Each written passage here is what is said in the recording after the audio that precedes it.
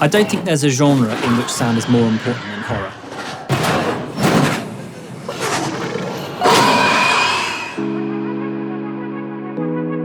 I've always been really interested in sound and music ever since I was a kid, making simple chip tunes on my ZX Spectrum.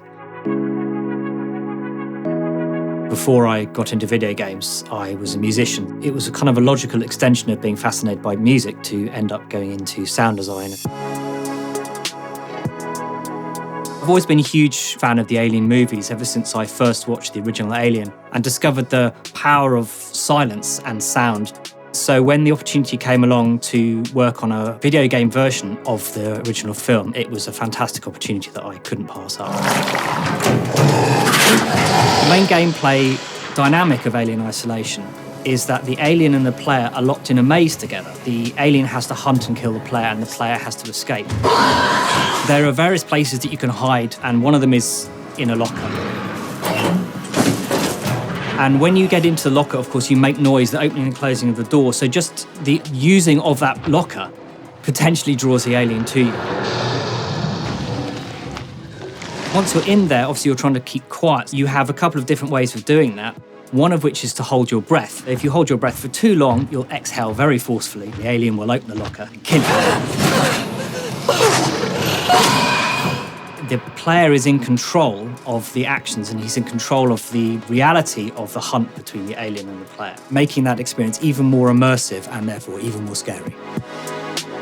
People's imaginations are the most powerful force in any experience. In Alien, we tried to keep things to a minimum. We tried to use silence as a weapon. And so we would put the player into environments which were very minimal, very quiet, so that they could hear themselves moving, they could hear themselves breathing, and the movement of the alien. And allowing those things just to be present in the game and allow the player just to experience them. Every little sound they could hear could potentially be an alien. Those are some of the scariest moments in the game. Often in horror movies, there's a device called a jump scare, where you surprise the viewer by bringing something in from off screen that was unexpected. Obviously, that's very hard to do when the player is in control all the time. So there was a lot of time and effort went into creating the technology in the game that would allow us to recreate those moments in real time. In a horror video game, I think it's all about the little details.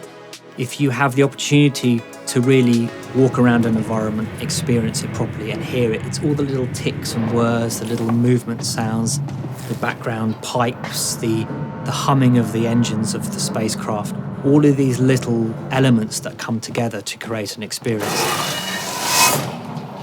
We are in the business of creating sound worlds now. We're building worlds that react in the way you would imagine. The reflections, the reverb, the obstruction, the occlusion, so that when you're in a video game environment, it really feels like you're in a real location. And again, that increases the immersiveness.